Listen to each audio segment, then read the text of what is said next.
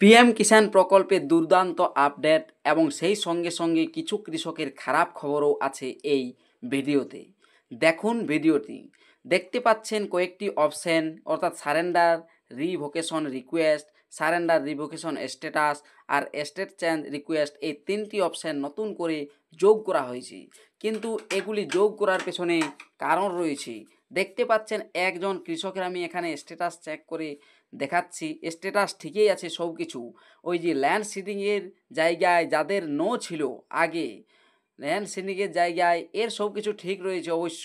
আমার কাছে যেহেতু নো ল্যান্ড সিডিং নেই, তাই আমি একটা ল্যান্ড সিডিং ইয়েসেই দেখাচ্ছি। এই অপশানটা, এই যে ল্যান্ড সিডিং ইয়েস, এই অপশানটা যাদের নো ছিল সেই সব কৃষকের নাম আর লিস্টে নেই। দেখুন লিস্ট চেক করে প্রত্যেকটা গাঁয়েই, প্রতিটা গ্রামের লিস্ট থেকে কিছু না কিছু জন বাদ গিয়েছে। তাও আমি এই ভিডিওতে প্রমাণ দেখাবো যে কতজন আমি যে গ্রামে চেক করে দেখাবো সেটাতে বাদ গেল।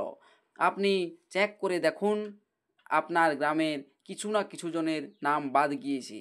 যাদের ল্যান্ড সিডিং নো ছিল আর যারা মারা গিয়েছেন অর্থাৎ মৃত্যু হয়েছে যাদের, তাদেরও নাম আর নেই।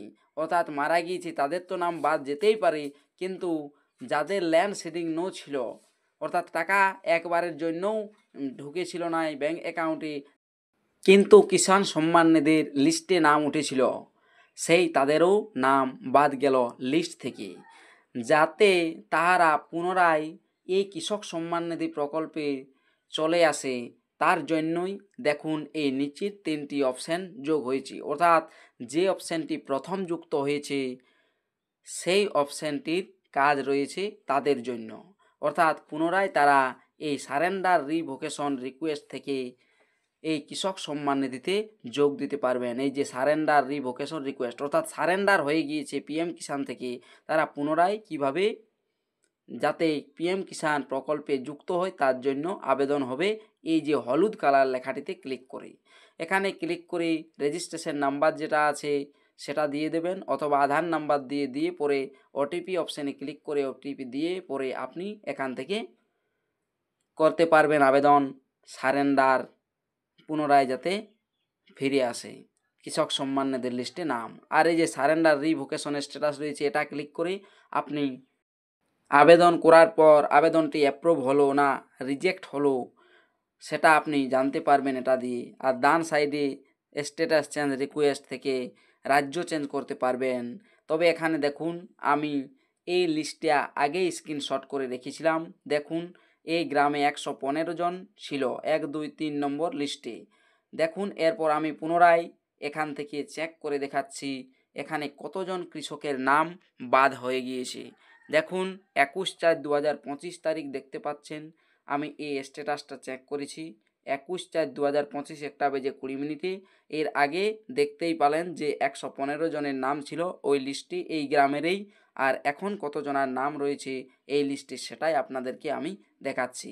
আপনারা নিজের গ্রামে চেক করে দেখুন আপনাদের গ্রামেরও কিছু না কিছু ব্যক্তির নাম কমে গিয়েছে। কাদের নাম? যারা মারা গিয়েছেন তাদের নাম বাদ যেতেই পারে, কিন্তু যাদের ল্যান্ড রেকর্ড নো ছিল তাদের কিন্তু নাম কাটা গিয়েছে। আর ভুলবশত কারো কিন্তু সারেন্ডার যদি হয়ে যায়, তাহলেও আপনি এই অপশানগুলো দিয়ে, যে অপশানের কথা প্রথমে বললাম সেই অপশান দিয়ে আপনি পারবেন পুনরায় কৃষক সম্মান নিধিতে যুক্ত হতে, অর্থাৎ আপনার লিস্টে পুনরায় নাম চলে আসবে। দেখুন কিভাবে স্টেট, ডিস্ট্রিক্ট আর সাব ডিভিশন, ব্লক সিলেক্ট করার পর গ্রাম সিলেক্ট করে পরে কৃষক সম্মান নিধি লিস্ট দেখা যায়, সেটা আপনারা অবশ্য জানেন। তাই আমি এখানে চেক করে দেখাচ্ছি যে আদৌ সত্যি কি মিথ্যা বাদ গেল কি না কৃষক সম্মান নিধিতে অনেক কৃষকের নাম। এখানে গ্রামটা সিলেক্ট করে নিচ্ছি। গ্রামটা সিলেক্ট করে নেওয়ার পর গেট রিপোর্ট অপশান রয়েছে, সেই গেট রিপোর্ট অপশানটাতে ক্লিক করছি। গেট রিপোর্ট অপশানে ক্লিক করতে আপনি দেখতে পাবেন আপনার গ্রামের লিস্ট। দেখুন এখানে লিস্ট দেখতে পাচ্ছেন 3টি পাতা ছিল, আমি আগেও দেখেছি। দেখুন 1, 2, 3 নম্বর পাতায় যদি ক্লিক করেন, 3 নম্বর পাতায় ক্লিক করলে দেখতে পাবেন যে কতজনের নাম রয়েছে। আগে ছিল 115 জন, আমি আপনাদেরকে দেখালাম, স্ক্রিনশট ছিল আমার। দেখুন 106 জনের নাম রয়েছে এখন, অর্থাৎ 9 জনের নাম বাদ গিয়েছে। এভাবেই আপনাদের গ্রামও বাদ গিয়েছে, দেখে নিন তাড়াতাড়ি।